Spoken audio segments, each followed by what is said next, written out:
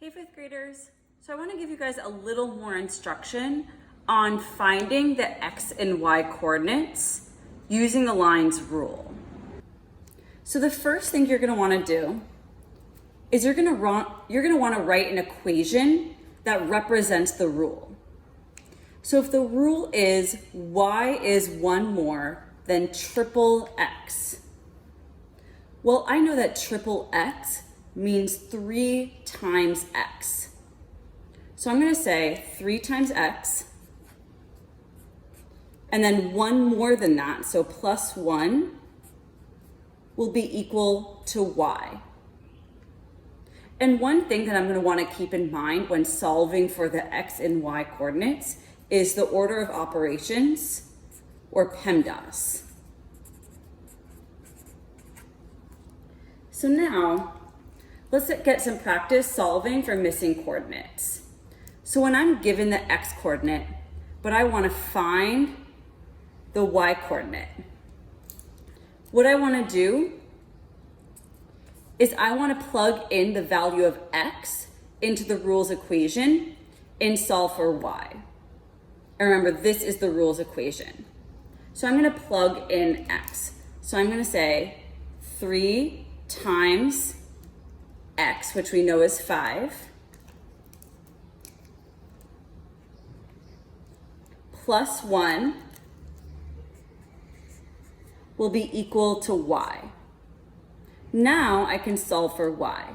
So I'm going to use my order of operations. I'll start with multiplication. I'll say 3 times 5 is 15, plus 1 is equal to y. And then I can say 15 plus 1 is 16, so y is equal to 16.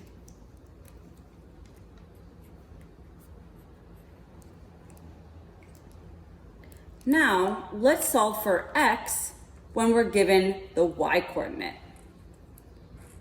To solve for x, we're really going to have to use the equation and solve it backwards or solve it in reverse using the opposite or inverse operations. Watch how I do that. I'm going to plug in the value of y into the rules equation and solve for x. So I'm going to say 3 times x, this time I'm going to leave it as x because we don't know it yet, plus 1 will be equal to 13 because we're given the y coordinate. Now I have to do the opposite operations as I did here and backwards. Watch what I mean by that. So over here, the last thing I did was I added 1.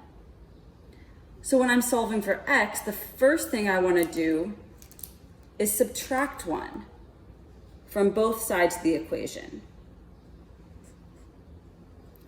So the 1, take away 1, cancels it out. It makes it go away. 1 minus 1 is 0. So I'm going to say 3 times x is equal to, 13 minus 1 is equal to 12. But I still need to solve for x. So now I want to think about, 3 times what is equal to 12?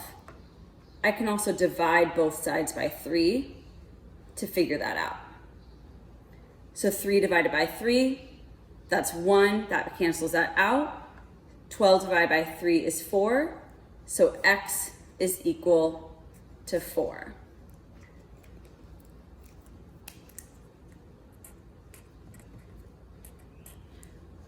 So when I was solving for y, I plugged in x into the rules equation and used the order of operations to solve. And when I wanted to solve for x, I plugged y into the equation and did the equation in reverse, backwards, using the opposite operations to solve for x.